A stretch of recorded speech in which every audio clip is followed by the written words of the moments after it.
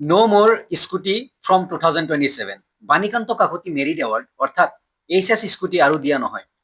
Hello' everyone, এই ভিডিঅ'টোত সকলো ছাত্ৰ ছাত্ৰীকে স্বাগতম জনাইছো। ডক্টৰ হিমন্ত বিশ্ব শৰ্মা ছাৰে আজি বাজেট ছেছনৰ পিছত প্ৰেছ কনফাৰেন্সত উত্থাপন কৰিছিল এজন সাংবাদিকে যে আৰু 2027 বৰ্ষৰ পৰা আৰু স্কুটি দিয়া নহয় নেকি, বা বাণীকান্ত কাকতি মেৰিট এৱাৰ্ড আৰু দিয়া নহয় নেকি। ডক্টৰ হিমন্ত বিশ্ব শৰ্মা ছাৰে জনাইছে যে 2026 বৰ্ষ অৰ্থাৎ 2026 বৰ্ষত যিখিনি ষ্টুডেণ্ট এইচএছ কমপ্লিট কৰিছে সেইখিনিক স্কুটি দিয়া হ'ব, বাট 2027 বৰ্ষৰ পৰা আৰু স্কুটি দিয়া নহয়। ফাইনেলি কোনো আগতে কোনো প্ৰুফ নাছিলে, কেৱল নিউজ আছিলে যে 2027 বৰ্ষৰ পৰা স্কুটি দিয়া নহয়। ফাইনেলি আজি প্ৰেছ কনফাৰেন্সত ডক্টৰ হিমন্ত বিশ্ব শৰ্মা ছাৰে জনাইছে যে আৰু 2027 বৰ্ষৰ পৰা স্কুটি দিয়া নহয়। তাৰ সলনি কি দিব? তাৰ সলনি নিযুত মইনা বাবু আঁচনি দিব। সকলোকে সমান স্তৰত চাব, সকলো ষ্টুডেণ্ট ল'ৰা ছোৱালী সকলোকে নিযুত মইনা, ছোৱালীবোৰক নিযুত মইনা আৰু ল'ৰাবোৰক বাবু আঁচনি দিব।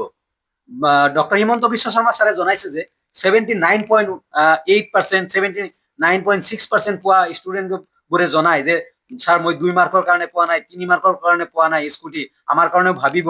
চ' সেইকাৰণে এইবোৰ ক্ষেত্ৰত যাতে নিউট্ৰেলাইজ হয়, মানে সকলোৱে বস্তুটো পায়, সেইকাৰণে নিযুত মইনা, নিযুত বাবু আঁচনি বা নিযুত মইনা আৰু নিযুত বাবু আঁচনিত পইচা বেছিকে দিব, লাগিলে বেছিকে দিব, বাট স্কুটি আৰু দিয়া নহয়। 2026 বৰ্ষত যিখিনি ভাইটি ভণ্টি আছা, ষ্টুডেণ্ট আছা, তোমালোকলৈ দিব এইচএছ স্কুটি। 2026 বৰ্ষৰ খিনিয়ে পাবা, বাট 2027ৰ ষ্টুডেণ্ট যিখিনি 2027ত এইচএছ দিব, ফাইনেল দিব, সিহঁতক আৰু নিদিয়ে। সিহঁতক তাৰ সলনি এইচএছ স্কুটিৰ সলনি বাণীকান্ত